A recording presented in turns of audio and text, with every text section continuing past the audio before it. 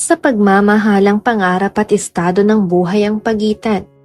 Sapat nga ba ang pag-ibig para ang pagmamahalan ay maipaglaban? Si Mateo ay isang probinsyano na lumaki sa isang maliit na baryo. Sa araw-araw na pagtatrabaho sa bukid kasama ang kanyang ama, ay ramdam niya ang sobrang hirap ng buhay. Minsan, habang nakatingin sa malayo, ay pinangarap niyang magkaroon ng mas magandang buhay. Buhay na nais niya para sa kanyang mga magulang. Isang araw, kauuwi niya lamang galing bukid nang marinig niya ang pag-uusap ng kanyang mga magulang tungkol sa hirap ng buhay. Dahil doon ay naisipan niyang magtrabaho sa Manila upang kumita at makaipon ng mas malaking pera. Mateo anak, kamusta ang araw mo sa bukid? Tanong ng nanay ni Mateo nang makita siyang nakatayo sa pinto. Hinarap ni Mateo ang kanyang ina at eksakto namang lumabas galing sa kanilang silid ang kanyang ama. Ito na ang tamang pagkakataon upang sabihin sa kanyang magulang ang kanyang desisyon. Ayos naman po, Nay. Medyo mahirap pero kaya pa naman. Nakangiting sabi ni Mateo, Anak, pasensya ka na kung ito lang ang buhay natin dito sa baryo. Mahirap. Mahirap talaga ang panahon ngayon. Malungkot na sambit ng kanyang ama. Iintindihan ko po, Tay. Kaya po, nais kong ipaalam sa inyo ang pasya kong magtrabaho na sa Manila. Sa Manila? Anak, hindi ba delikado roon? Wala kang makakilala roon, Mateo. Nag-aalalang ani ng kanyang ina. Naiintindihan ko po na nag-aalala kayo, Nay. Pero gusto ko pong subukan. Para sa atin din po ito. Para sa kinabukasan natin. Malay natin, baka nasa syudad pa lang swerte. Mahabang katahimikan ang namayani sa kanilang pagitan bago ito basagin ng tinig ng kanyang ama. Kung yan ang desisyon mo, anak, susuportahan ka namin. Buong suporta na saad ng kanyang ama. Bilang magulang ay alam ng kanyang ama na marapat lamang na hayaan niya ang kanyang anak na lumipad ng matayog. Isang araw bago ang kanyang pagluwas ay inayos na ni Mateo ang kanyang mga gamit at inilagay lang sa isang backpack. Hindi kasi nila kaya kahit maliit na maleta. Pero sapat na ang gamit niyang bag upang magkasya ang kanyang mga gamit. Nay, Tay, aalis na po ako. Pagpapaalam ni Mateo at kinuha na ang kanyang gamit. Mag-iingat ka anak ha. Lagi kang magdadasal at tumawag at mag-text sa amin. Sambit ng kanyang ina na emosyonal na. Alalahanin mo ang mga itinuro namin sa'yo. Huwag kang magpapadala sa tukso ng lungsod. Bilin ng kanyang ama na siya namang tinanguhan ni Mateo. Matapos ang mahabang biyahe ay nakarating na rin si Mateo sa lungsod ng Manila. Hindi na ito nag-aksaya ng oras at agad nang naghanap ng trabaho. Samot-saring establishmento ang kanyang tinungo hanggang sa inabot na siya ng gabi. Nagpalipas siya ng gabi sa isang iskinita at nang sumapit ang sumunod na araw ay muli niyang ipinagpatuloy ang paghahanap ng trabaho. Sa tiyagang maghanap ay napadpad si Mateo sa harap ng isang malaking mansyon. Tinitigan niya ang mansyon at sa likod ng kanyang isip ay nangarap siya na balang araw ay magkakaroon din sila ng bahay na kasing ganda ng nasa harap niya. Akmang lalampasan na ni Mateo ang mansyon nang mapukaw ng isang signage ang kanyang paningin.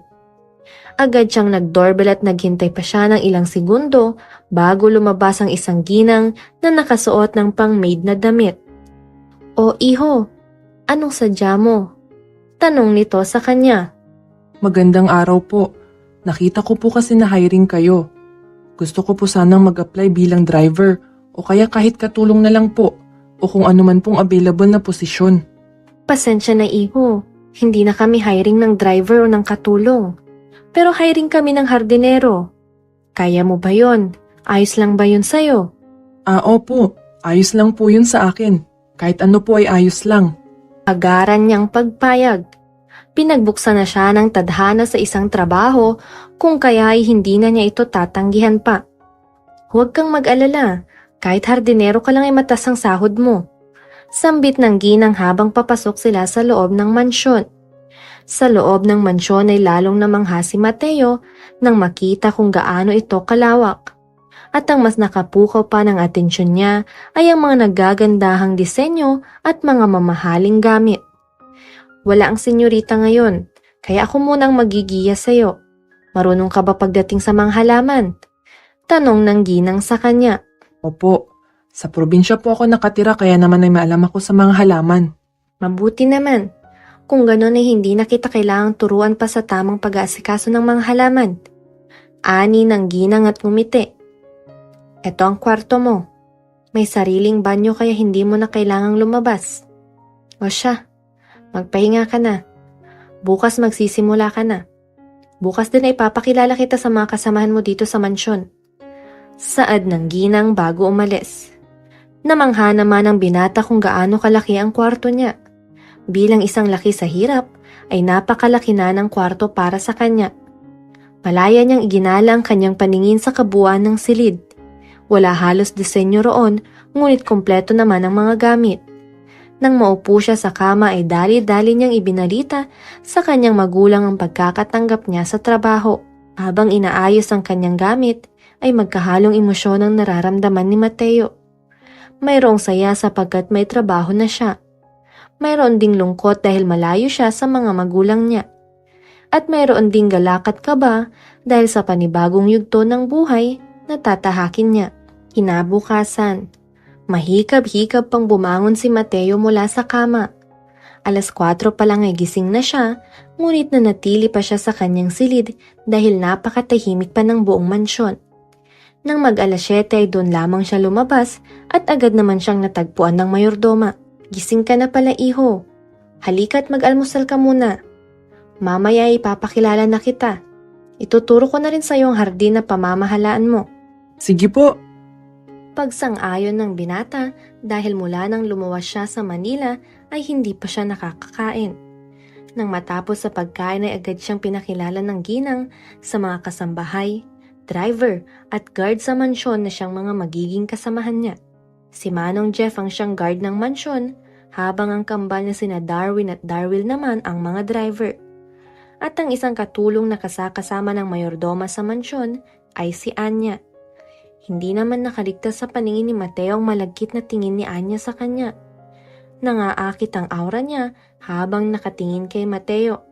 Kaya naman ay mabilis na nag-iwas ang huli dahil kabilin-bilinan ng kanyang ama na lumayo sa tukso. Matapos makilala ang mga kasamahan ay nagtungo na sina Mateo at ang mayordoma sa may hardin. Ito ang hardin ni Senyorita. Asikasuhin mo ito ng maayos. Ayaw na ayaw pa naman nun ng palpak at sobrang masungit rin yun madalas. Kahit wala siya ngayon dito, ayusin mo pa rin ang trabaho mo. Bilin ng mayordoma. Tuwing umuuwi siya, ang hardin niya ang agad na una niyang binibisita. Kaya siguraduhin mong malinis ang hardin. Maliwanag ba? Tanong ng ginang sa kanya. Opo. Sisiguraduhin ko pong laging maayos at malinis itong hardin ni Senyorita. Aayusin ko po ang trabaho ko. Determinadong sambit ni Mateo. Yan ang gusto ni Senyorita. May determinasyon sa trabaho. O siya, mauna na ako sa'yo. Magsimula ka na ring magtrabaho diyan. Hindi ko alam kung ngayon ba o bukas uuwi si Senyorita. Kaya magsimula ka na ngayon. Ani ng ginang at iniwan na sa hardin si Mateo. Nang makaalis ang ginang ay mariing tinitigan ni Mateo ang buong hardin. Maraming mga halaman doon ngunit hindi nakaayos. Imbis na maaliwalas tignan ng hardin ay tila naging magulo ito na animoy kagubatan. Kaya matapos huminga ng malalim ay itinaas ni Mateo ang manggas ng suot niyang long sleeve na pangbukid bago simulang ayusin ang hardin. Ang mga ligaw na damo ay walang pasabing binunot ni Mateo hanggang mawala ang mga ito sa kanyang paningin. Sumunod niyang inasikaso ay ang pagkukorte sa mga shrubs o palumpong na naroon. Ang mga nasa gilid na palumpong ay ginupit niya na hugis bilog, habang ang mangilan-ngilan sa may gitnang bahagi ay kinorte niyang puso at doon itinabi ang kawayang upuan. Sunod ay binawasan niyang mga sanga ng mangilan-ngilang puno bago putulan at ayusin ang treles na nasa may pinakaharapan na siyang pinalilibutan ng makukulay na bougainvillea. Sa pinakasentro ng hardin ay naroon ng mga roses na nakatinim. Mahilig sa hardin pero pagdidilig lang yata ang alam. Swerte nyo at nandito na ako. Hindi ko lang kayo aayusin dahil palalaguhin ko din kayo. Pagkausap niya sa mga halaman. At hindi pa nga lumulubog ang araw ay tapos na ni Mateo ang pagsasaayos sa hardin. Napangiti si Mateo sa kanyang sarili dahil sa naging kinalabasan ng hardin. Mula sa itsurang magulong kagubatan ay naging mapayapang tanawin ng hardin. Oh, may humabol pa. Anya nang makitang nag-aagaw buhay na lavender sa sulok. Dali-dali ngunit maingat na minungkal ni Mateo ang lavender na bulaklak at saka ayon itinanim sa gilid ng pathwalk. Ngayon pa lang ay nakikinita na ni Mateo na magiging Little Amsterdam ang hardin sa oras na mabuhay niya ito. Ay grabe naman yan. Hindi makapaniwalang untag ni Anya nang makita ang hardin matapos niyang hatiran ng merienda si Mateo. Napakaganda na ng hardin. Ang galing-galing mo naman, Mateo. Lalo tuloy ako nagkaka-interes sa'yo. Pasensya ka na, Anya. Pero mukhang mas magkaka-interest pa ako sa mga bulaklak kaysa sa mga babae. Sagot ni Mateo sapagkat nakaukit na sa kanyang isipan ang bilin ng kanyang ama. Ang suplado mo. Lalaki ka lang. Pipigay ka rin sa akin. Sumbat ni Anya sabay subsob ng kanyang hinaharap kay Mateo na walang pakialam. Ilang linggo na mula nang magsimulang magtrabaho si Mateo sa mansyon. Ngunit hindi pa rin niya nasisilayan ng among babae na kung tawagin nila ay senyorita. Sa mga linggong nakalipas ay nagawa ng buhay ni Mateo ang hardin. Ang mga bulaklak na kanyang isinaayos ay buhay na buhay na. Ngayong linggo ay maaari na siyang mamitas ng mga matured flower na pwede nilang ilagay sa flower vase at i-display sa mansyon. Maraming salamat. Pasasalamat ni Mateo kay Anya na dinalahan siya ng pagkain. Ang aga mo kasing nagising, kaya naisip ko na baka hindi ka pa nag-aalmusal. Ani Anya. Ayos lang. Sanay din naman akong hindi nag-aalmusal. Sagot ni Mateo dahil sa probinsya ay bihira lamang silang mag-almusal. Ang bait mo no? Tapos ang pogi at macho mo pa. Kaya kita nagustuhan eh. Pambobola ni Anya. Napailing na lamang si Mateo. Sa mga nakalipas ding linggo ay walang mintis na hindi nagpapapansin si Anya sa kanya. Bagaman laking hirap ay maibubuga naman ang kanyang itsura. Salamat din sa pagbubukid kung kaya ay maskulado ang katawan niya. Pasensya ka na talaga, Anya. Pero kaibigan lang ang turing ko sa'yo. Mas malakas ang pananalig ko sa pangarap na nais ko para sa mga magulang ko kesa sa pansariling kaligayahan. Isa lamang ang pangarap ni Mateo bago umalis ng kanilang probinsya, kung kaya naman ay iyon lang din ang bibit-bitin niya pa uwi. Para sa kanya ay may tamang oras ang pag-ibig at ang babae. At hindi pa iyon ngayon sapagkat kailangan pa niyang iangat sa hirap ng buhay ang kanyang mga magulang. Naku Anya, kanina pa kita hinahanap. Dadating ang senyorita ngayon. Kaya ayusin mo ng mga gamit niya. Linisin mo rin ang kwarto niya, lalo ng opisina niya. Sunod-sunod na sambit ng mayordoma. Ay, ang maarte at ang supladang senyorita ay pauwi na. Sarkastikong ani Anya bago magmarcha patungo sa silid ng senyorita. Naging abala ang bawat isa dahil pauwi na nga ang kanilang senyorita. Hindi na linya ng kanyang trabaho ang maglinis, ngunit tumulong pa rin si Mateo. Pagkatapos niyon ay naligo na siya at nagbihis upang maging presentable sa harap ng senyorita. Nang matapos siya at lumabas ng silid ay tahimik ng buong mansyon. Dali-dali siyang tumungo sa labas kung nasaan ang hardin. Doon ay natagpuan niya ang lahat ng mga kasamahan. Ngunit nang ibabaw ang imahe ng isang figura na kanilang kasama. Nakatalikod lang ito ngunit naaaninag na ang taglay nitong ganda sapagkat halos perpekto ng hugis ng kanyang katawan. Mahaba tumaalon sa dulo ang buhok niya. Balinkinita ng kanyang katawan at kitang-kita ang kanyang kurba maging maumbok niyang pangupo. Nagising naman ang diwa ni Mateo nang makitang ikiling ng senyorita ang kanyang ulo. Where is the new gardener?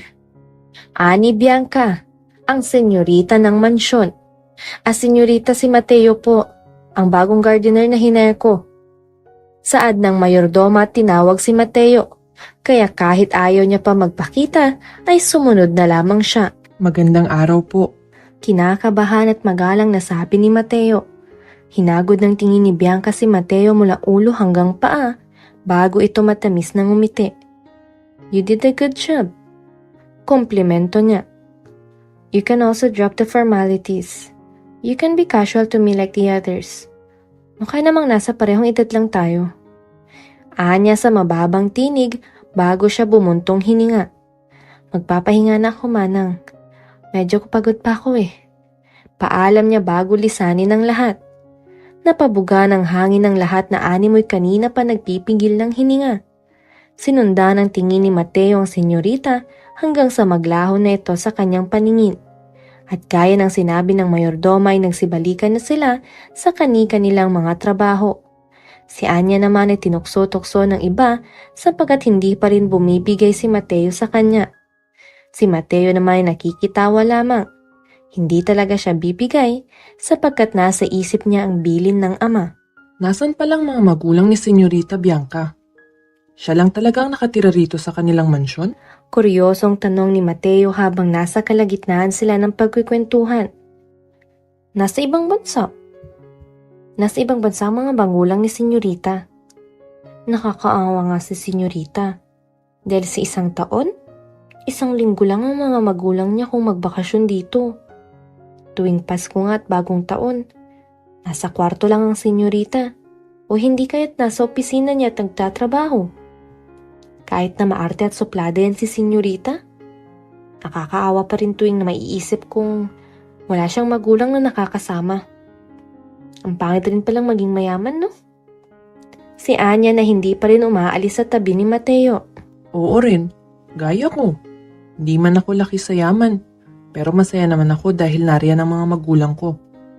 Minsan talaga, iba-iba ang uri ng yaman na mayroon ng tao. Wika niyang sinang-ayunan naman ni Anya. Sa araw na naroon sa mansyon ng senyorita ay palagian itong bumibisita sa hardin. Madalas ay nagbabasa ito ng libro habang nasa lilim ng mga puno. Habang si Mateo may sarili ring buhay na nag-aasikaso ng mga halaman. Paminsan-minsan ay nagkakaroon ng maliit na pag-uusap ang dalawa. Gaya na lamang ngayon. Pagbubukid lang ang trabaho at hanap buhay namin sa probinsya. Minsan ay hindi kami nakakakain ng 3 beses sa isang araw. Pero kahit papano ay masaya naman kami dahil kumpleto kaming pamilya. Kwento ni Mateo habang abala siyang inililipat ang mga bagong tubong halaman. Marahang napalunok si Bianca dahil sa kanyang narinig. Mapait siyang napangiti dahil sa kaunting inggit na naramdaman. Mabuti naman kung ganun. Dadagdagan ko ang sahod mo para mas malaki ang maipadala mo sa mga magulang mo. Mabait na sabi ni Bianca bago tumayo at umalis ng hardin. Naikiling ni Mateo ang kanyang ulo matapos mapanood ang pag-alis ng senyorita. Hindi niya alam ngunit pakiramdam niya ay nag-iba ang timpla ng mood nito matapos niyang sumagot. Napabuntong hininga na lang si Mateo at tinapos na ang ginagawa. Bago lumabas ng hardin ay natanaw ni Mateo ang mga bulaklak ng chrysanthemum. Mature na iyon at pwede nang pitasin. Sumagi naman sa isip ni Mateo ang silid opisina ng senyorita na may mabigat na aura. Kaya nang makaisip ng ideya, ay agad na namitas si Mateo ng mga bulaklak. Nang makahanap ng paso ay agad ninayos ni Mateo ang bulaklak ng chrysanthemum doon at saka ito pumaroon sa silid opisina ng senyorita. Ngunit hindi pa man nakakapasok si Mateo ay narinig na niya ang mabigat na paghikbi ng senyorita mula sa loob. It's just a one deal, Mom. Isang deal lang naman ang hindi ko naisara. Bakit galit na kayo? Hindi naman mababangrap ang kumpanya dahil lang sa isang deal na hindi ko nagawa. Pagod na Anya sa kanyang ina. I'm tired, Mom. Kinabukasan ay hindi lumabas ang senyorita sa kanyang silid. Ayon sa mayordoma ay may sakit ito. Si Mateo naman ay nakatulala sa hardin habang nanunumbalik sa kanyang isipan ang narinig kagabi. Nang ilibot niya ang kanyang paningin sa hardin ay may natanto siya.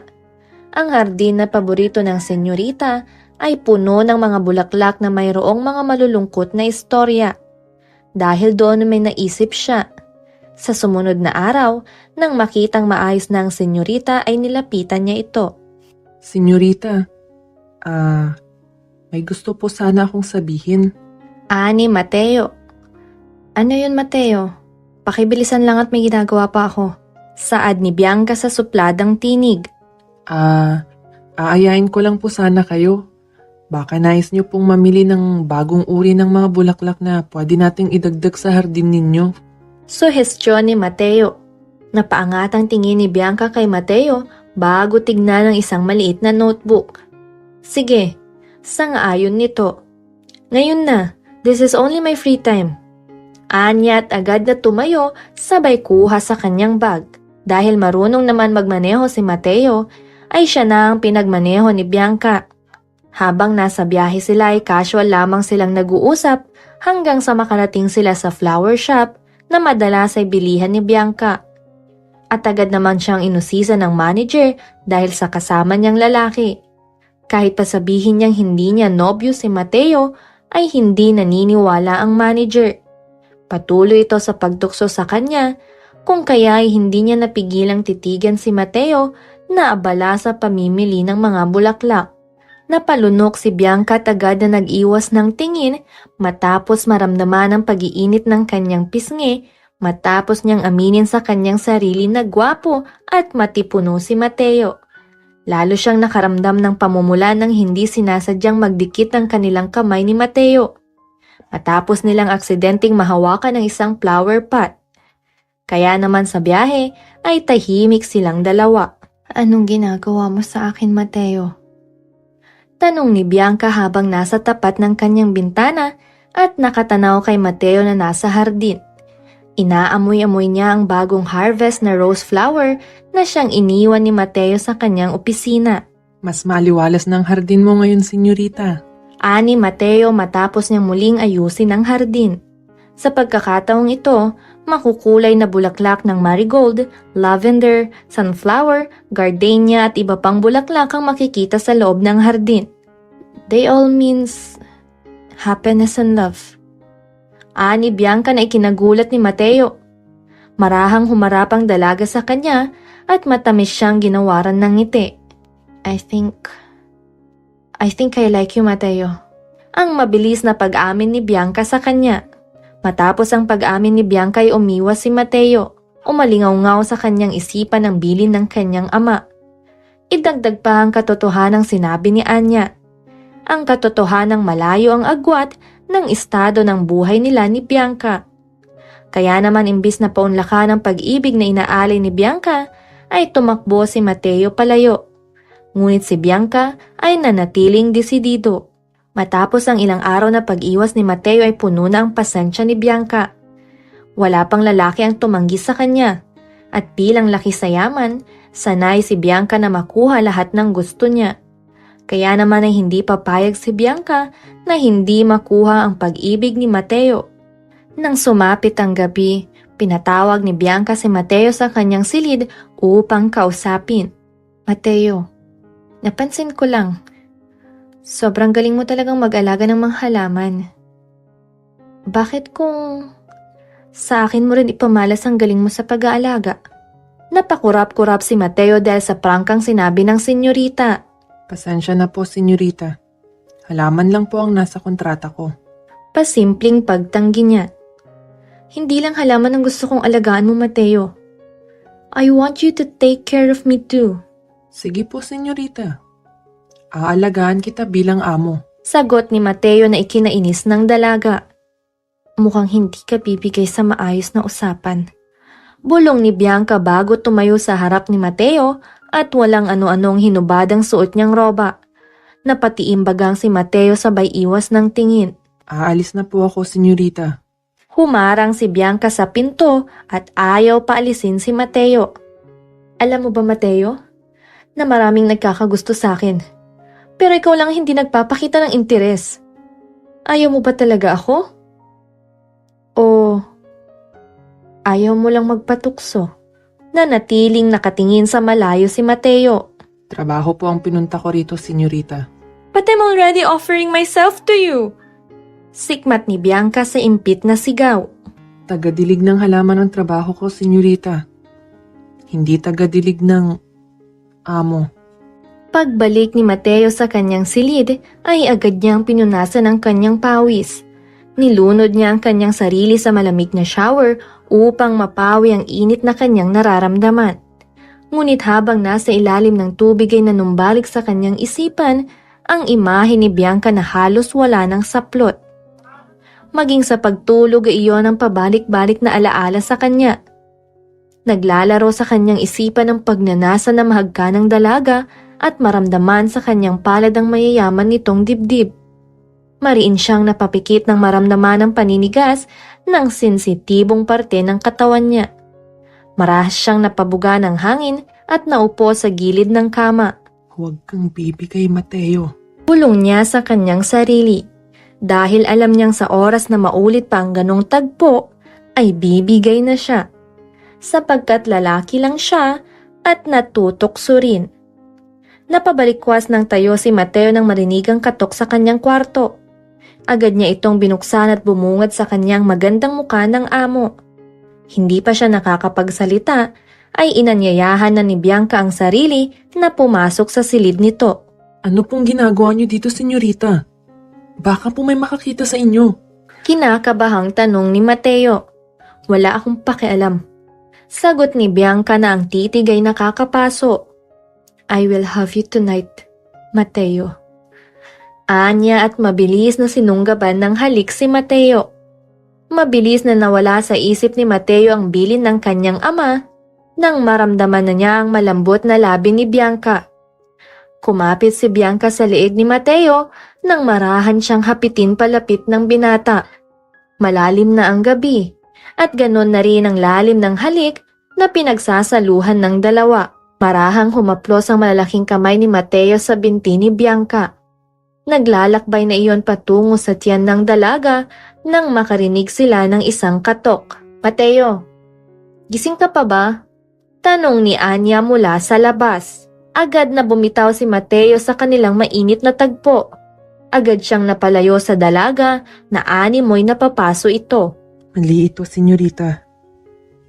Maling-mali. Dagdag niya at marahas na iginiya si Bianca para itago. O Anya, anong ginagawa mo dito? Tanong ni Mateo matapos buksan ang pinto. Samahan mo naman ako kumain. Hindi kasi ako nakasabay kumain sa inyo kanina eh. Wala tuloy akong kasabay. Sabi ni Anya at ngumuso pa. Walang pag-aalinlangang tumango si Mateo. Sige, tara. Sabay naman silang umalis sa kwarto at bumaba sa may kusina. Nainis naman si Bianca nang makitang pumayag ang binata. Naiinis tuloy siyang umalis sa pagkakatago at lumabas ng kwarto. Nakita niya pang masayang kumakain ng dalawa. Tila ba natauhan si Bianca dahil sa nangyari. Hindi siya makapaniwalang mabilis siyang ipinagpalit ni Mateo para lamang masamahan si Anya. Sa sumunod na araw ay agad na nanibago si Mateo dahil hindi niya maramdaman ang presensya ng senyorita. Aminado si Mateo na sa nakalipas na mga buwan ay nasanay na siya sa presensya nito. Gaya nga ng sabi ng mayordoma ay palagian itong nasa hardin. Kaya naman ay naging madali para sa kanilang dalawa ni Mateo na magkahulian ng loob. Ngunit sa hindi inaasahan ni Mateo ay mauuwi iyon sa isang pangyayaring hindi dapat mangyari. Manang, hindi pa rin po pagising si senyorita? Tanong ni Mateo. Hindi pa kasi nakitang bumaba ang dalaga. Umalis na siya. Nakapangbihis kung kahit siguradong may lakad siya. Yun nga lang ay hindi nagsabi kung saan siya pupunta. Sagot ng mayordoma sa kanya. Ganun po ba? Sige po. Salamat po, Manang. Anya at nagtungo na sa hardin. Habang nasa hardin, abala si Mateo na nag-aasikaso ng mga bagong halaman ay nasa isip niya si Bianca at ang dahilan kung bakit ito biglang umalis ng walang paalam. Lumingon siya sa paligid at nakita niyang papalapit si Anya. May dalang baso ng malamig na juice. Hindi alam ni Mateo kung ginugutom lang ba siya ni Anya, pero sa nakalipas na buwan ay humupa naman na ang pagpapapansin nito sa kanya. Bagkus ay tila naging magkaibigan pa nga sila dahil kapwa sila galing probinsya at malayo sa kani-kanilang pamilya. Mateo, para sa'yo. Sabay abot ni Anya ng juice. Salamat, Anya. Sagot ni Mateo sabay kuha ng baso. May sinabi ba si senyorita kung saan siya pupunta? Masama ang ipinukul na tingin ni Anya matapos ang tanong ni Mateo. Sira ulo ka ba, Mateo? Kung kay Manang nga hindi nagpaalam, sa akin pa kaya? Sarkastiko niyang sagot. Bakit? Namimiss mo ba siya? Hindi naman sa ganun. Nag-aalala lang ako sa kanya. Dahil walang nakakalam kung saan siya pumunta. Sagot ni Mateo. Pilit iniiwasan ng matanglawin na tingin ni Anya. Nang matanaw ni Mateo ang nag-iisang mature na bulaklak ng yellow rose, ay pinitas niya iyon at walang mali siyang ibinigay kay Anya. Walang mali siya rin iyong tinanggap ni Anya dahil matagal na rin niyang tanggap na hindi niya maaakit si Mateo. Ang hindi alam ng dalawa ay nasaksihan iyon ni Bianca. Matapos makita ang tagpong iyon ay tuluyan nang umalis si Bianca nang wala muling paalam. Hindi na bata si Senyorita Mateo. Paalala ni Anya. At bakit ka nag-aalala? Si Manang nga ay walang komento. Makabuluhang sabi ni Anya na nagpatikom ng bibig ni Mateo. Samantala si Bianca naman ay ilang linggo nang nasa isang beach resort na madalas nilang puntahan noong bata pa siya. Nais niyang mapag-isa at pakalmahin ang isipan. Sa ganitong pagkakataon ay sa hardin ang puntahan niya, ngunit ang nakita niya sa kanyang hardin ay maglalaro lamang sa alaala niya. Kaya naman ay pinili na lang niyang payapang dagat. Ang dagat na kasing lalim ng nararamdaman niya para kay Mateo. Sa pagdaon ng alon sa buhanginan na kanyang kinauupuan, ay nanumbalik sa kanyang isipan ang sinabi ni Mateo. Mariin siyang napapikit at unti-unting napaluha. Hindi niya matanggap sa sarili na hindi niya makuha ang pag-ibig ni Mateo. Hindi niya matanggap na mas pinili nito si Anya kaysa sa kanya. At lalong hindi niya matanggap ang agwat ng estado ng buhay nila na siyang rason ni Mateo kung bakit hindi nito magawang tanggapin ang pag-ibig niya. Napabuntong hininga si Bianca at napagtantong hindi na niya magagawang tibagin ng isang taong may prinsipyo gaya ni Mateo sapagkat ang pangarap niya para sa kanyang magulang ay kasing lawak ng dagat. Tumayo si Bianca nang sa wakas ay makapagpasa na siya. Alam niyang hindi kailanman magiging tama na pilitin niyang isang tao na gustuhin siya. Senyorita, si Manang nang makita ang pagpasok ni Bianca sa loob ng mansyon. Ayos ka lang ba? Bakit ngayon ka lang? Ngumiti ng tipid si Bianca at agad na napansin iyon ng mayordoma. Tila ba nagbabalik ito sa dating ugali niya. Trabaho lang, Manang. Tipid ding sagot ni Bianca. Gaya ni Manang ay nakisilip din ang lahat sa pagdating ng senyorita na kanilang hinihintay. Ngunit pinasadahan lamang sila ng tingin ni Bianca bago tumungo sa kanyang silid. Naku, mukhang tumubulit ang sungay ng senyorita. Komento ni Anya. Anya, sikmat ni Manang sa kanya. Iyang dila mo. Masyadong matabil. Nang makarating sa kanyang silid ay hindi nakaligtas sa paningin ni Bianca ang maliit na vase na nasa kanyang bedside table. Mayroong 3 pirasong tangkay ng marigold ang naroon. Imbis na bigyang pansin ay binaliwala lamang iyon ni Bianca. Sa sumunod ngang araw ay naramdaman na ng mga nasa mansyon ang panunumbalik ng senyoritang kanilang nakagisnan. Bakit yan nandyan? Masungit niyang tanong nang makita ng isang malaking antique vase sa gilid. Ilagay mo doon! Utos niya at natapos ang araw sa sunod-sunod na mga utos ni Bianca. Ano kaya ang nakain ng senyorita at nag-work from home siya? Si Anya na hinihilot ang kanyang braso dahil sa sunod-sunod na utos ni Bianca. Baka gusto niya lang manatili sa mansyon. Ilang linggo rin siyang hindi umuwi eh. Sagot naman ni Mateo na nagbubungkal dahil nais ni Bianca na magkaroon ng dwarf bamboo sa kanyang hardin. Pero may iba tayo. Ani-anya na patuloy sa paghilot sa kanyang balikat. Anong nangyari sa inyo? Parang hindi na kayo nagpapansinan ah. Parang di kayo close dati. O season ito. Teka, muling Anya, hindi ba... Ha? Baka ikaw ang dahilan kaya naging dragon na naman siya. Tunog na ninisi na Anya. Eksaktong tapos na si Mateo sa kanyang ginagawa nang sabihin iyon ni Anya, kaya naman ay agad niyang dinaluhan ng dalaga at tinulungan ito sa paghilot sa kanyang balikat na umani ng nasasaktang ungol mula kay Anya. Wala ba kayong trabaho na dapat gawin? Hindi oras ng landian. Masungit na ani Bianca mula sa likuran ng dalawa. Senyorita, Pahabol na tawag ni Mateo, ngunit hindi na siya pinansin ni Bianca. Patuloy na lumipas ang araw at hindi pa rin kinikibo ni Bianca si Mateo gaya ng dati. Masyado itong pormat sa tuwing magkaharap sila. At ang ganong pakikitungo ni Bianca ay hindi na matiis ni Mateo. Kinugulo ng pinagsaluhan nilang halik ang kanyang isipan. Kaya naman ay nagpasya na si Mateo na kausapin ang senyorita. Senyorita, kailangan niyo ba ng tulong? Tanong ni Mateo nang makita si Bianca na may mga bitbit na makakapal na papeles. Hindi na. Kaya ko na to. Walang emosyon na sagot ni Bianca. Pinanood ni Mateo ang senyorita sa pag-akyat hanggang tuluyan na itong naglaho sa kanyang paningin.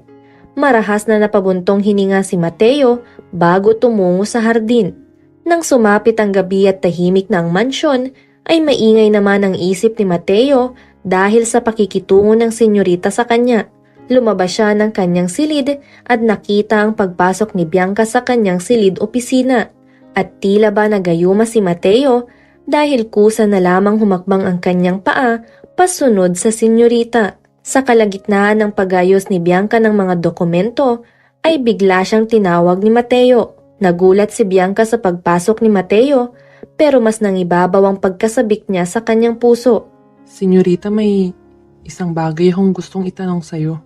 Saad ni Mateo. Pwede bang maging casual sa pakikipag-usap sa'yo ngayon? Tumango si Bianca at tumingin kay Mateo. Ano ba yon, Mateo? May problema ba? Tanong ni Bianca na nagmamaang-maangan. Ikaw, Bianca. Anong problema? Parang iba na ang kilos mo ngayon. Hindi mo na ako kinakausap katulad ng dati. May nagawa ba akong mali? May nagawa ba ako, Bianca? Tuloy-tuloy na ani Mateo. Kakaiba ang naging dulot ng pagsambit ni Mateo sa kanyang pangalan dahil agad na pinangilidan ng luha si Bianca. Hindi rin biro ang pagtitiis niya sa nakalipas na buwan. Mateo, alam mo ba kung gaano kakatanga? Prangkang saad ni Bianca na ikinalaglag ng panga ni Mateo. Hindi mo ba alam kung gaano mo ako nasaktan at patuloy na nasasaktan? Marahang napalunok si Mateo dahil sa narinig mula kay Bianca. Nanikip ang kanyang dibdib nang makita ang magkahalong sakit at galit sa kanyang mga mata kahit padim lang ang ilaw sa loob ng opisina. Senyorita, pasensya na kung nasaktan kita. Hindi ko naman intensyon na saktan ka sa kahit anong paraan. Marahang napatawa si Bianca. Pagkatapos ng lahat ng nasaksihan ko? Huwag mo na akong paikutin pa, Mateo. Saad ni Bianca na puno ng pait ang tinig. Ako na ang magsasabi ng totoo. Ikaw ang may kasalanan kung bakit ako nagkakaganito. Ano bang wala sa akin, ha? Hindi naman ako magiging sagabal sa pangarap mo para sa pamilya mo eh. Bianca. Tawag ni Mateo sa kanya at natantong tila may tama ng alak si Bianca. Mula naman sa gilid ay natanaw niya ang isang mamahaling alak na naroon. Lasing ka na, senyorita. Umiling nang umiling si Bianca. Naglalasing ako dahil gusto na kitang kalimutan. Ayoko nang ipilit ang sarili ko sa'yo. Pahayag ni Bianca tuluyang nilagok ang alak na nasa basong hawak niya. Pero umamin ka nga, kaya ba ayaw mo sa akin ay dahil sa pangarap mo o dahil may iba kang gusto? Kaya ba ayaw mo sa akin kasi kayo na ni Anya? May kirot na tanong ni Bianca. Napakamot naman ng sentido si Mateo dahil sa tanong ng dalaga. Hindi. Wala kaming relasyon ni Anya. At wala rin akong gusto sa kanya. Kung ganun, bakit iniwan mo ako sa kwarto mo at sumama ka sa kanya ng gabing yun? Bakit binibigyan mo siya ng bulaklak gaya ng pagbibigay mo sa akin? Bakit inaalagaan mo siya at minamasahe pa? Bakit palagi kayong magkausap at magkasama? Sunod-sunod na tanong ni Bianca at mahihimigan doon ng labis na pagsiselos. Walang mali siyang mga iyon, senyorita. Matagal na kami nagkalinawan ni Anya. Matagal ko nang sinabi sa kanya na malabong magkarelasyon kami. At malabong magustuhan ko siya. Sa kanyang narinig ay tila pinagbuksan ng pagkakataon si Bianca. Dahan-dahan niyang hinakbang ang pagitan nila ni Mateo. Pwede bang bago ko tuluyang kalimutan ang pagkagusto ko sa iyo ay muli kong maranasan ang tamis ng halik mo? Si Bianca tuluyang isinara ang espasyo sa pagitan nila ni Mateo. Matunog ang naging paglunok ni Mateo. Bianca. Wika ni Mateo at akmang hahakbang nang mabilis na kumapit si Bianca sa mga matitipuno niyang braso. Kiss me, Mateo. Kiss me. Nakakalasing na bulong ni Bianca. Marahang pumunta sa batok ni Mateo ang mga kamay ni Bianca upang doon kumapit nang tuluyan na niyang madampian ang labi ni Mateo. Nanatiling parang bato si Mateo, ngunit kalaunay tuluyan nang nalusaw ni Bianca ang batong si Mateo. Mariin niyang hinapit si Bianca habang lumalalim ang kanilang halik. Walang sinabi ang mamahaling alak na kanina ay iniinom ni Bianca dahil mas nakakalasing ang tama ng halik ni Mateo. Mateo. Bulong ni Bianca nang maihiga na siya ni Mateo sa isang sofa na naroon sa opisina. Pigilan mo ako, Bianca. Pigilan mo ako dahil hindi ko na kayang pigilan ang sarili ko. Sambit ni Mateo. Ngunit imbis na pigilan si Mateo, ay lalo lamang sinunggaban ni Bianca ang apoy. Muli niyang inabot ang labi ni Mateo na ngayon ay nasa kanyang ibabaw na. Habang si Mateo naman ay eksperto ng nahubadang manipis na roba ni Bianca.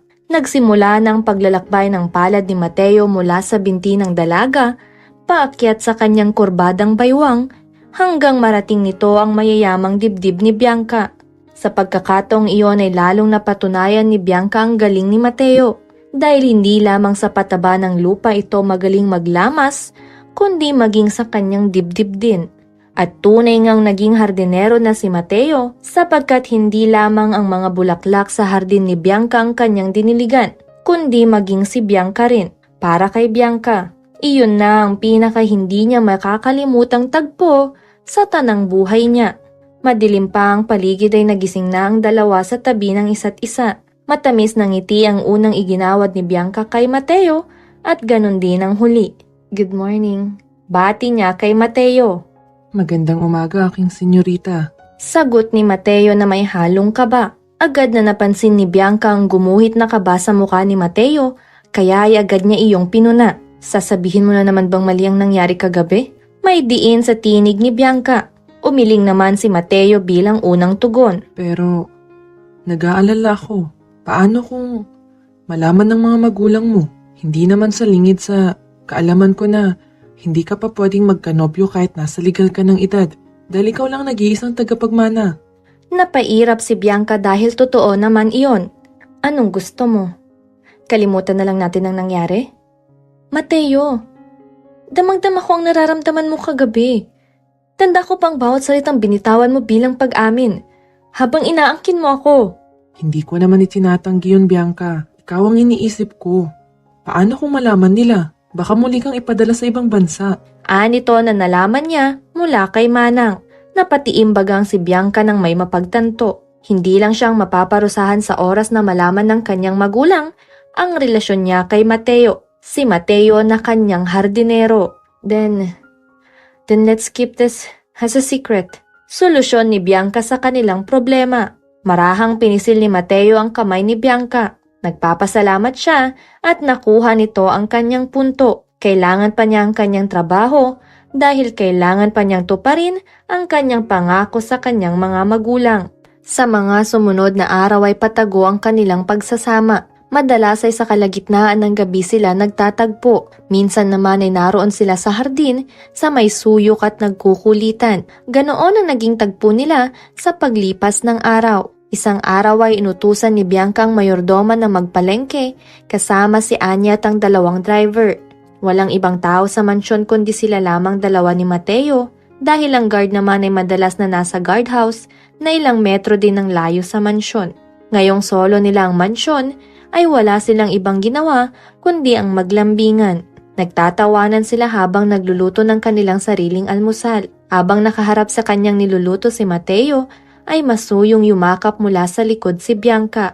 You make everything feel better, Mateo. Bulong niya sa binata. Ganyan din ang nararamdaman ko, aking senyorita.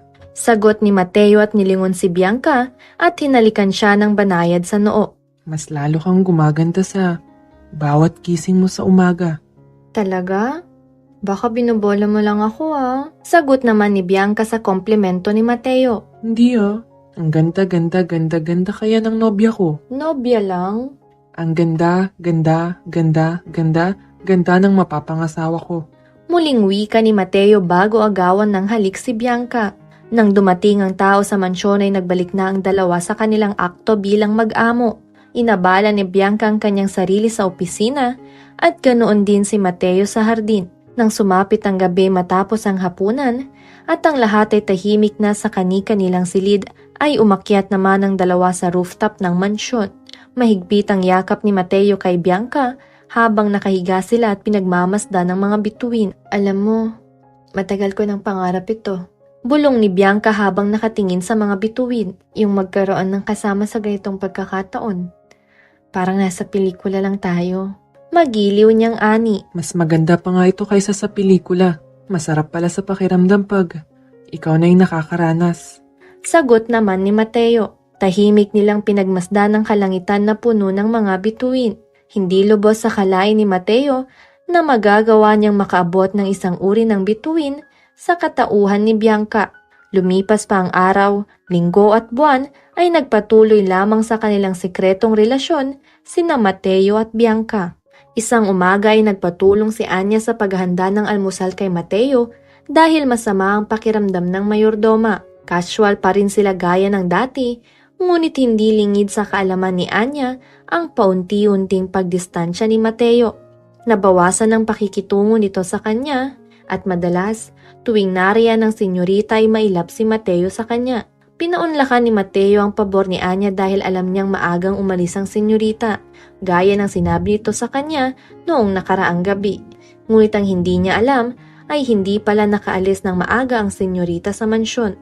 Sapat na ba ang ipon mo para bumalik sa probinsya, Mateo? Makahulog ang tanong ni Anya na hindi naintindihan ni Mateo. Namimiss mo na siguro ang probinsya at gusto mo nang umuwi, no? Dagdag pa nito. Hindi kita maintindihan, Anya. Sagot naman ni Mateo sa kanya na nagsasalin ng ulam. Nasilip ni Anya ang pagbaba ni Bianca, kung kaya't mabilis niyang inayos ang kanyang anggulo. Sumandal siya sa kitchen island at inilapit ang sarili kay Mateo na abala sa ginagawa. Ang kanilang posisyon ay hindi maganda sa paningin ni Bianca at tuluyang nasira ang araw ni Bianca sa sumunod na nangyari. Natapon tuloy! Sa ulam ang tingin, hindi sa dibdib ko, Mateo. Biro ni Anya sabay tapik sa matitipunong dibdib ni Mateo. Good morning. Malamig ang tinig na bati ni Bianca na siya namang gumulat kay Mateo. Senyorita. Mabilis na agap ni Mateo. Magandang umaga, senyorita. Bati ni Anya na dinilaan pa ang daliri dahil sa natapon na ulam. Masama ang tingin na ipinukol ni Bianca kay Mateo. Hindi na ako mag-aalmusal dito. Kailangan ko maaga. Anya at tinalikuran na ang dalawa. At dahil sa tagpong iyon ay ilang araw ding nanuyo si Mateo kay Bianca, ngunit matigas ang dalaga. Kaya naman ay gagamitin na ni Mateo ang huling alas niya. Isang umaga, habang nasa hardin silang dalawa, kung saan si Bianca ay abala sa kanyang cellphone habang nagkakape, ay itinimbre na ni Mateo ang kanyang alas. Aking senyorita, may sasabihin ako sa'yo. Panimula ni Mateo nang nakangiti. Ano yun? Simpleng tanong ni Bianca. Ipapakilala na kita sa mga magulang ko sa probinsya. Matagal ko nang iniisip to. At sa tingin ko, ngayon na ang tamang panahon. Saad ni Mateo na nagpangiti kay Bianca. Saad ni Mateo na nagpangiti kay Bianca. Talaga? Kailan tayo pupunta? Bukas na bukas din kung pwede ka na. Sagot ni Mateo na malapad ang ngiti dahil nasuyo na niya ang kanyang senyorita. Kinabukasan ay ipinaalam ni Bianca na si Mateo ang magdadrive sa kanya. Ginawa niyang alibay ang business trip niya sa probinsya at si Mateo ang magmamaneho. Nang sa ganon ay makabisita ito sa kanila. Hindi maitago ni Bianca ang kanyang kasabikan habang nasa biyahe sila patungo sa probinsya. Hindi naman sa ignorante siya sa tanawin ng lugar. Ngunit bibihira lamang siyang makapunta sa probinsya, kaya ay namamangha siya sa mga naturalistic view ng lugar. Dumaan sila sa mga malalawak na taniman at ang mga kabundukan hanggang sa marating nila ang simpleng bahay ng pamilya ni Mateo. Nay! Tay! Nandito na po kami! Masayang tawag ni Mateo habang papasok sila sa bakuran. Lumabas ang mga magulang ni Mateo at agad silang sinalubong ng ngiti. Mateo anak! Salubong ng ina ni Mateo sabay yakap sa kanya. Ang tagal mong nawala anak. Anya doon napansin ang kasama ni Mateo. Oh, sino naman ang magandang kasama mo anak? Nay, tay, ito po si Bianca. Siya po ang nobya ko. Bianca, ito ang mga magulang ko. Pakilala ni Mateo kay Bianca at ganoon din sa mga magulang niya.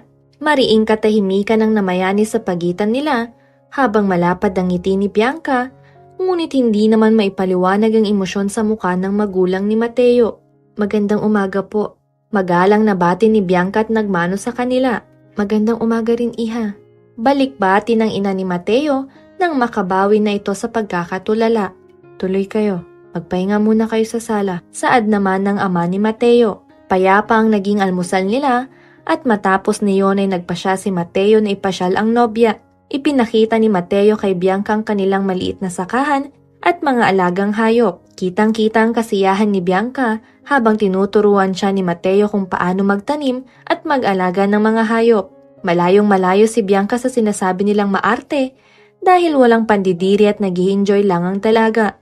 Alam mo, Mateo, masaya pala dito sa probinsya. Tahimik at simple ang buhay. Sabi ni Bianca habang pinagmamasdan ng malawak na taniman. Oo, dito ako lumaki. Mahirap ang buhay dito pero kaya naman kahit papano. Kaya mo ba sa gaytong buhay? Tanong ni Mateo at sumulyap kay Bianca. Kaya. Matatag na ani ni Bianca. Kasama naman kita eh. Mariing sagot ni Bianca at masuyong ngiti naman ang iginawad ni Mateo sa kanya. Kinagabihan ay mariin ang naging pag-uusap ni Mateo at ng kanyang mga magulang. Hindi ito ang pangako ni Mateo, ngunit narito na siya sa sitwasyon. Pinanindigan niyang mahal niya si Bianca kahit pa ito ay amo niya. Hindi ka ba masasaktan sa desisyon mo, anak? Mahinang tanong ng ina ni Mateo. Suportado ka namin sa lahat ng bagay, anak. Pero aminado ka naman sa agwat ng estado ng pumuhay niyo. Hindi ba? Marahang saad ng kanyang ama. Walang naging tugon si Mateo sa tanong ng kanyang mga magulang dahil hindi rin niya alam ang isasagot sa kanila.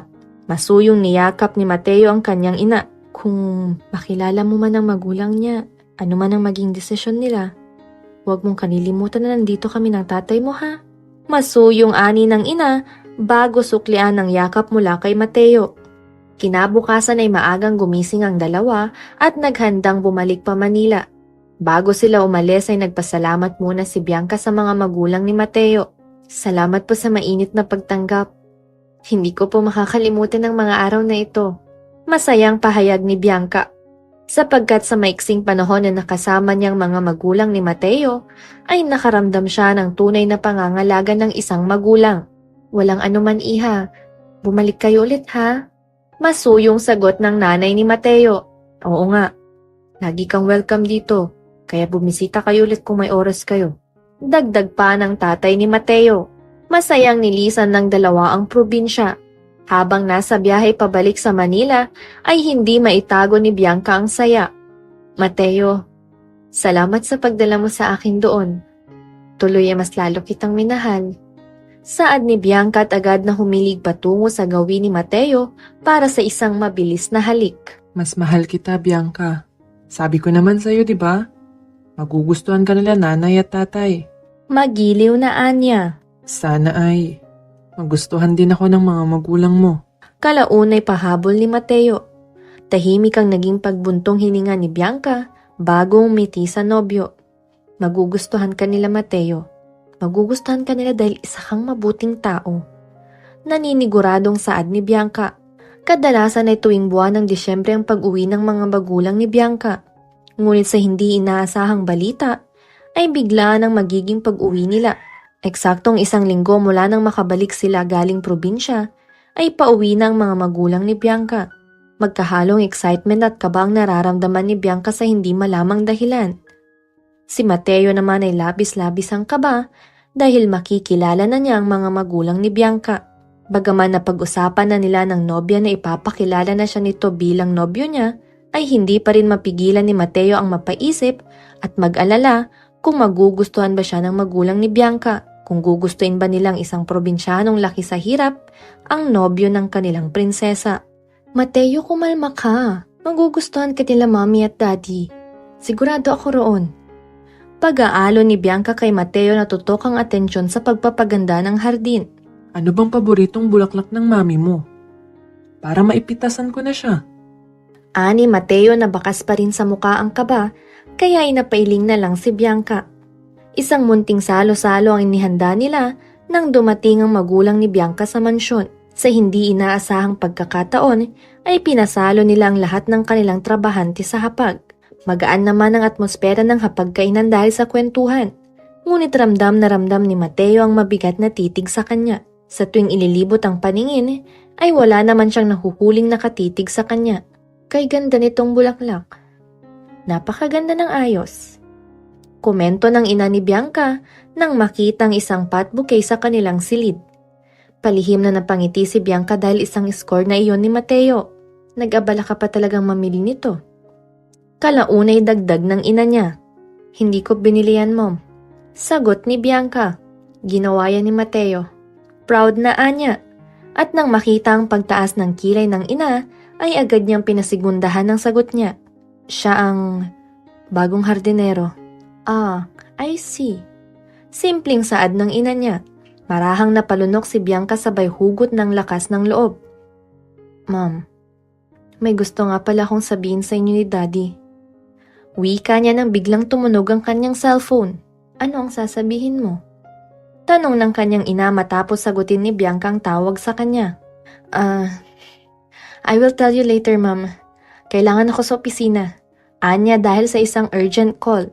Maiwan ko muna kayo ni Daddy. Magpahinga muna kayo, Mom. Alam kong pagod pa kayo sa biyahe. I will be back later, okay? Nagmamadaling sabi ni Bianca bago lisanin ang silid ng ina. Mateo. Tawag ni Bianca sa nobyo nang makarating siya sa hardin. Halos hinihingal pa ito dahil tinakpo niya ang distansya ng hardin mula sa silid ng ina. I have an emergency call in the company. Imporma nito habang hinihingal. Pagbalik ko mula sa kumpanya mamaya ipapakilala na kita. Napalunok si Mateo nang maramdaman na naman ang kaba. Sige, mag-iingat ka ha. Huwag kang mag-alala. Pagod sa biyahe sina Mommy at Daddy. Panigurado ay hindi sila lilibot sa mansyon. Ani Bianca at mabilis na ginawaran ng halik si Mateo bago iwan sa hardin. Lalong napataas ang kilay ng ina ni Bianca dahil sa nakita. Napabuntong hininga ito bago sulyapan ang pot bouquet. Nang makaalis si Bianca ay agad na inabala ni Mateo ang kanyang sarili sa hardin. Wala naman nang masyadong gagawin sa hardin dahil napapanatili niya iyong malinis araw-araw, ngunit upang may wala ang kabang nararamdaman ay kailangan niyang maging abala. Binungkal niya ang lupa mula sa mga plant box upang makahinga ang mga ugat ng halaman. Ginawa niya iyon sa lahat ng plant box na naroon, kung kaya ay hindi niya naramdaman ang mapanuklaw na tingin na ipinupukol sa kanya. Maging ang pagdating ni Anya ay hindi niya rin naramdaman dahil sa pagiging abala. Mateo! Pang-ikatlong tawag ni Anya kay Mateo sabay hampas sa likod nito. Anya, bakit ka nangahampas? Gulat na tanong ni Mateo. Kanina pa kita tinatawag, Mateo. Wala ka bang naririnig? O masyadong malakas ang kabog ng dibdib mo at nabibingi ka na? Makahulog ang tanong ni Anya na animoy nakikita ang kaba ni Mateo. Hindi. Nakafocus lang kasi ako sa ginagawa ko. Sagot ni Mateo bago siya panlitan ng mata ni Anya. Mabigat ang naging pagbuntong hininga ni Anya. Kailan pa? Tanong niyang ikinakunot noon ni Mateo. Umirap naman si Anya dahil sa reaksyon ni Mateo. Kailan pa nagsimula ang relasyon niyo, senyorita? Tanong niyang nagpagulat kay Mateo. Pinatatawag ka ng senyora at senyor. Imporma niyang halos magpaputi sa labi ni Mateo. Ngayon na? Tumango naman si Anya bilang sagot. Huwag mo kong sisisiin kung ano man ang mangyari ngayon ha. Saad ni Anya. Hindi ako nagkulang sa pagpapaalala sa iyo, Mateo. Anya at malungkot na iniwan ng binata. Magalang ang naging pagbati ni Mateo sa mag-asawa nang makarating siya sa silid opisina ni Bianca kung saan naroon ang mga magulang nito. Malamig sa silid ngunit pinagpapawisan siya dahil sa kakaibang pakiramdam. Masyadong mabigat at mataas ang aura ng mag-asawa. Nagsusumigaw ang kanilang yaman sa uri pa lang ng pagkakaupo nila. Mateo, alam namin ang tungkol sa relasyon mo kay Bianca. Walang pakundangang sabi ng ina ni Bianca. Mahabang katahimikan ang namayani sa kanilang pagitan at tangi ang paghigop ng ama ni Bianca sa kanyang kape ang bumasag doon. Hindi alam ni Mateo kung aamin ba siya o mananatiling tikom ang bibig niya. Umalingaw-ngaw sa kanyang isipan ang katotohanang sinabi ni Anya na para lamang sa mayaman ang mayaman at ang mahirap ay sa mahirap. Senyora, Ang tanging nasambit ni Mateo. Buo na ang kanyang loob. Ipapakita niya sa magulang ni Bianca na tunay ang pagmamahal niya para sa dalaga. mahal ko po si Senyorita Bianca. Buong puso niyang pag-amit. Ngunit imbis na matibag ay nanatiling walang emosyon ang magulang ni Bianca. Hindi ka nababagay para sa anak namin. Isa ka lang hardinero at mahirap ang pamilya mo. Saad ng ama ni Bianca, paano mo bibigyan ng magandang buhay ang anak namin kung hindi mo nga mabigyan ng magandang buhay ang magulang mo? Masakit na dagdag ng ama ni Bianca. May plano kami para kay Bianca at hindi ka kasali roon. Pero mahal na mahal ko po si Bianca. Mariing sagot ni Mateo. Hindi sapat ang pagmamahal mo. Sagot ng ama ni Bianca. May napili na kaming lalaki para sa kanya. Mas mayaman at mas magbibigay ng magandang buhay kay Bianca. Trabaho lang ang dapat na pinagtuunan mo ng pansin, Mateo. Mariing saad ng ina ni Bianca. Hindi mo na dapat pang pinasok ang buhay ng anak namin. Dagdag nito, ayusin mo ng mga gamit mo. Simula sa oras na ito ay tanggal ka na sa trabaho. Ihahatid ka ni Tonyo kaya dapat ay makaalis ka na bago pa dumating si Bianca. Tuloy-tuloy na ani ng ina ni Bianca at huwag ka nang magpapakita pa kay Bianca kung ayaw mong mawala ang nag-iisang taniman ng inyong pamilya. Wala nang nagawa si Mateo kundi ang sundin ang utos ng mga magulang ni Bianca. Bagamat masakit sa loob niya, alam niyang kailangan niyang isakripisyo ang kanyang kaligayahan para sa kinabukasan ng minamahal niya. Wala rin siyang yaman na may pagmamalaki. Tama ang ama ni Bianca. Hindi sapat ang pagmamahal niya upang ipaglaban ang pag-iibigan nila. Masakit na pinanood ng mga kasamahan niyang trabahante si Mateo habang paalis ito ng mansyon. Maiksi lamang ang naging pagpapaalam niya sapagkat minamadali na siyang makaalis bago pa dumating si Bianca. Noong araw na nagtungo sila sa kanilang probinsya, ay mayroong ipinadalang tauhan ng magulang ni Bianca upang sindan sila. Kung kaya't kahit nasa ibang bansa, ay nagawa nilang malaman ang tagong relasyon ng dalawa. Patawad, Nay. Tay. Mahinang saad ni Mateo nang makauwi na siya sa kanilang munting bahay. Patawad at hindi ko na isakatuparan ang aking pangako sa inyo. Huwag mo nang alalahanin iyon, anak. Sapat naman na ang ipon natin upang kahit papano ay makapagsimula ng malit na negosyo. Pag-aalo ng ina ni Mateo, mahirap man tanggapin, anak. Ngunit ito ang katotohanan. Minsan ay hindi sapat na mahal mo lang ang isang tao. Makabuluhang ani ng ama ni Mateo. Dito ka na lang, anak. Walang magmamalit sa'yo rito. May pait na dagdag ng kanyang ama. Hindi na kailangan pang hanapin ni Bianca si Mateo sa mansyon. Salamat kay Anya na isiniwalat ang nangyari kahapon. Mahal ko si Mateo. Mariin niyang sambit sa harap ng kanyang magulang. Hindi mahalaga sa akin kung ano ang trabaho niya. Ang mahalaga ay mahal namin ang isa't isa. Dagdag pa ni Bianca. Anak, hindi sapat ang pagmamahal sa lahat ng bagay. May plano kami para sa'yo. At hindi kasali doon si Mateo. Sagot ng kanyang ina. Umiling ng umiling si Bianca bilang hindi pagsang-ayon sa kanyang mga magulang. I never once disobey you, Mom and Dad. But this time, I'm sorry. Si Mateo? Siya at siya lang ang pakakasalan ko. Anya at iniwan ng mga magulang. Hindi nagpapigil si Bianca at agad siyang nagtungo sa probinsya upang hanapin si Mateo. Nang makarating sa harap ng kanilang bahay, ay dali-daling tinawag ni Bianca si Mateo. Bianca, bakit ka nandito? Tanong ni Mateo na halatang nag-aalala. Mahal na mahal kita, Mateo. Handa akong talikuran ng hagisnan kong pamumuhay para sa'yo.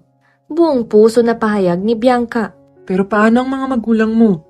Muling tanong ni Mateo. Kung talagang mahal nila ako, susuportahan nila ako kung saan ako sasaya. Ikaw ang mahal ko, Mateo. Ikaw ang gusto kong pakasalan. Madamdaming pahayag ni Bianca. Haharapin natin ito ng magkasama. Ilaban natin, Mateo. Ilaban natin. Dagdag pa niya. Nagyakap sila ng mahigpit. Puno ng pagmamahal at pag-asa. Alam nilang magiging mahirap ang kanilang laban. Ngunit handa silang harapin ito nang magkasama. Dahil ilang araw nang hindi umuwi ng mansyon si Bianca, ay nagpa siya na ang kanyang magulang na sundan ito sa probinsya ni Mateo. Nang makarating sila sa munting tahanan ng pamilya ni Mateo, ay agad nilang natagpuan ang kanilang unika iha na masayang kasama ang pamilya ng nobyo. Kitang-kita sa kanyang mga mata ang kislap ng saya. Napakalawak ng kanyang ngiti at kay sarap sa pandinig ang kanyang pagtawa.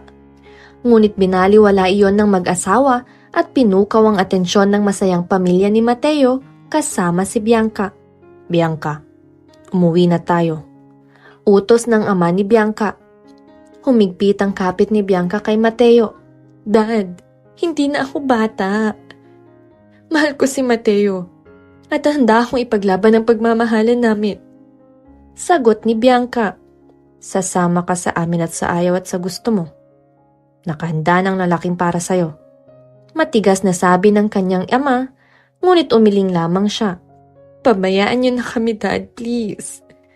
Kay Mateo ko lang naranasan ang pag-aalaga at pagmamahal na hindi niyo man lang naiparanas sa akin. Puro kayo trabaho.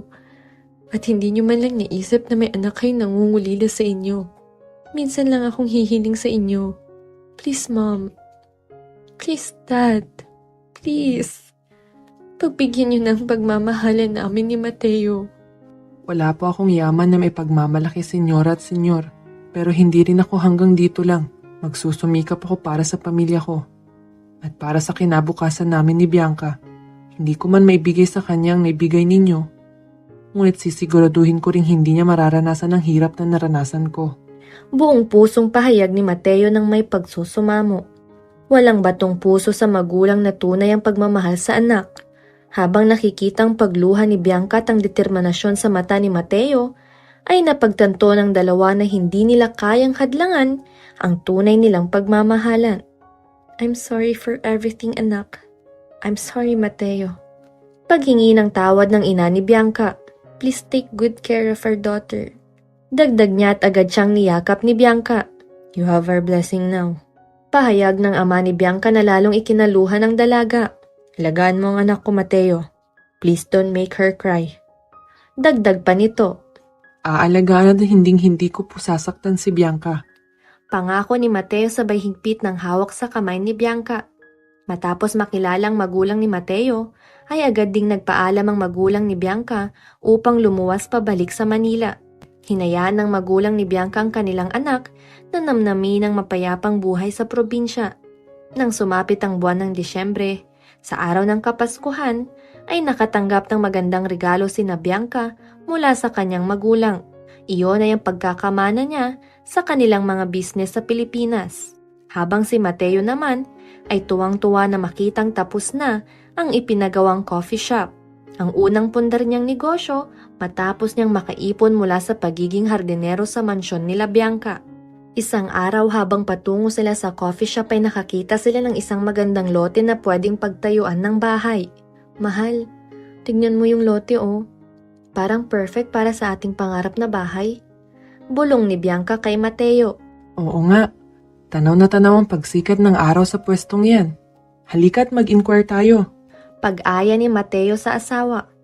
Nang malaman ang presyo ay dali-dali nilang tinignan ang sariling ipon at nang malamang kaya nilang bilhin iyon ay agad na nilang binili. Sa pagsulong ng araw ay unti-unti nilang sinimulang ipatayo ang pangarap nilang bahay. Ang bahay na hindi lang simpleng tahanan, kundi magiging simbolo rin ng kanilang pagmamahalan.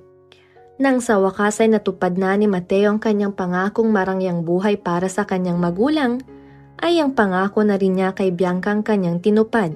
Sa sumunod na taon, sa mismong loob ng hardin ni Bianca kung saan nagsimula ang lahat, ay pinakasalan niya ang kanyang hardinero. Ang hardinerong nagtanim ng pag-ibig sa kanyang puso. At dyan na po nagtatapos ang ating kwentong pag-ibig. Kung nagustuhan mo ang kwento, please leave a like, comment, share, and pakisubscribe na rin ang ating YouTube channel. Ito po ang Miss Tini Stories. Hanggang sa muli, maraming salamat. Paalam!